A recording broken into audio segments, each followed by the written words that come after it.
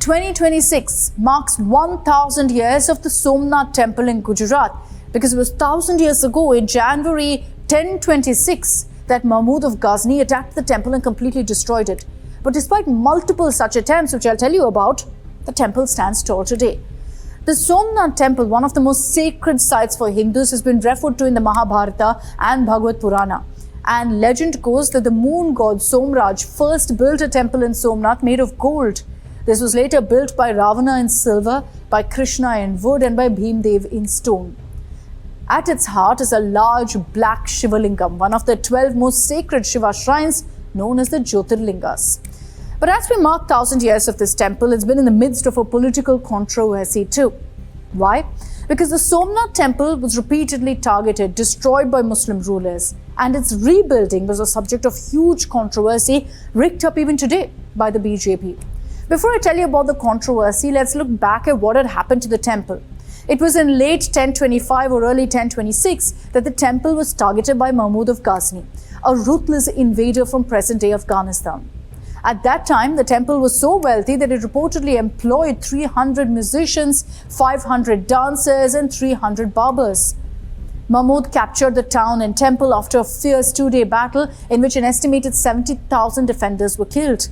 He then plundered the temple's immense riches, destroyed the structure completely, and this marked the beginning of a cycle of devastation, reconstruction that continued for centuries. The temple was again destroyed in 1297, 1394, and finally in 1706 by Mughal ruler Aurangzeb. Through the plundering and the destruction, many rulers attempted to rebuild the temple over and over again. But after Aurangzeb destroyed the temple, a separate, smaller temple was built near the ruins of the main shrine. This was by Ahilyabai Holkar, the Queen of Malwa.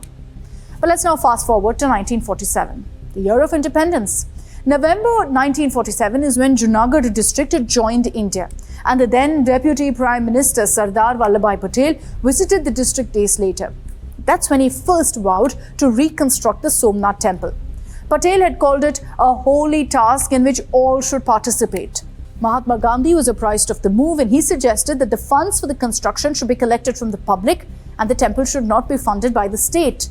Congress leader K.M. Munshi, who also had a key role in the construction, did pitch for the government of India's involvement, but he was overruled by Nehru. The reconstruction was therefore funded by public contribution.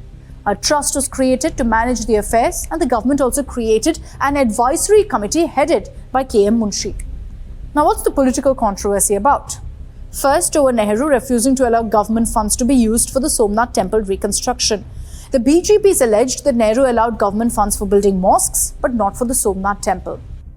जब पंडित जवाहरलाल नेहरू बाबरी मस्जिद के मुद्दे पर सरकारी खजाने से पैसा खर्च करने की बात जब उन्होंने छेड़ी थी, फिर नेहरू जी ने सोमनाथ मंदिर के पुनर्निर्माण का सवाल उठाया.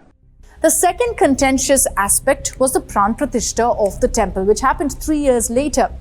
Patel passed away, and in his absence, Pandit Nehru was invited for the inauguration. He turned down the invite. The invite was then passed on to the president, Rajendra Prasad. Historians note that Nehru frowned upon the president's presence at the Pran Pratishta, but Rajendra Prasad stressed that he was attending in his personal capacity. Here are the exchanges that happened between Nehru and Rajendra Prasad. Nehru, in his letter to the president, wrote, "I confess I do not like the idea of your associating yourself with the spectacular opening of the Somnath temple. This is not merely visiting a temple, but rather participating in a significant function which unfortunately has a number of implications. I feel it would be better if you did not preside over this function." Rajendra Prasad then replied, "I do not think that my presence at the inauguration of the temple would be inconsistent with the secular character of the state. There's nothing in the constitution which prevents me from taking part in a religious function. A state which honors all faiths need not be ashamed of its own traditions." Nehru then gave in, saying, "If you feel that it will not be right for you to refuse the invitation, I would not like to press my point any further." Now, Nehru also shot off letters to chief ministers, informing them categorically that the government had nothing to do with this ceremony. Nehru also opposed a circular sent to Indian ambassadors asking them to collect and send water from major rivers and soil from mountains of the countries they were accredited to for the temple. He asked the Ministry of External Affairs to ignore these requests. So why did Nehru oppose any representation at the ceremony? Nehru felt the image of secularism was being compromised by any messaging that the government was involved in the reconstruction of the temple. He contended that the government cannot be a part of any religious event. It's over this stand of Nehru's that the BJP is lashed out at the Congress, with Prime Minister Modi in a blog also recalling Sardar Vallabhbhai Patel's role in rebuilding the temple while taunting Nehru, saying the opening of the temple in 1951 did not enthuse the first Prime Minister of the country.